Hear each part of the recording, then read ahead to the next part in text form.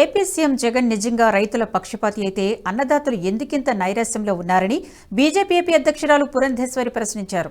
CM Jagan రైతులకిచ్చిన వాగ్దానాలను విస్మరించి అవమానించిన మాట వాస్తవం కాదా అంటూ నిలదీశారు. ప్రతి ఒక్కరి నెత్తిన 2.5 లక్షల అప్పు ఉంచారని మండిపడ్డారు. విజయవాడలో బీజేపీ కిసాన్ మోర్చా ఆధ్వర్యంలో నిర్వహించిన రైతు గర్జన సభలో ఆమె ప్రభుత్వంపై విమర్శలు గుప్పించారు. మన ముఖ్యమంత్రి జగన్మోహన్ రెడ్డి గారు ఎన్నికల సమయంలో నేను 13,500 రూపాయలు అంటే ఇక్కడ ప్రభుత్వం కాదు, నేను 13,500 రూపాయలు రైతులకి ఒకేసారి ప్రతి సంవత్సరం మే నెలలో ఇస్తానని చెప్పి వారు వాగ్దానం చేయడం జరిగింది.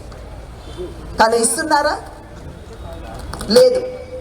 కేంద్రం ఇచ్చేటువంటి 6,000 రూపాయలు జత చేర్చి ఈయన 6,500 రూపాయలు ఇస్తూ ఇవాళ బటన్ నొక్కేటువంటి ప్రక్రియ ఏదైతే సోదరు సత్యకుమార్ గారు చెప్పారు, వారు చెప్పినటువంటి మాట చాలా వాస్తవం. అక్కడ నరేంద్ర మోడీ గారు బటన్ నొక్కి డబ్బు రైతుల ఖాతాలోకి వేస్తూ ఉంటే జగన్మోహన్ రెడ్డి గారికి మరి అలవాటే కదా బటన్ ఒత్తి ఖాతాలో నుండి డబ్బు తీసేసుకోవటం.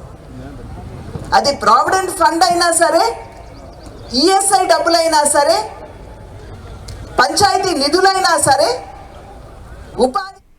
ఈ వీడియో మీకు నచ్చినట్టయితే లైక్ చేయండి, 10 మందికి షేర్ చేయండి. అలాగే కామెంట్ల రూపంలో మీ అభిప్రాయాలను మాతో పంచుకోండి. Nationalist hub group of channels ను సబ్స్క్రైబ్ చేసుకుని తెలుగునాట జాతీయవాద జర్నలిజాన్ని ప్రోత్సహించండి. ఈ వీడియో కింద ఉన్న బెల్ ఐకాన్ పై క్లిక్ చేయడం మర్చిపోవద్దు.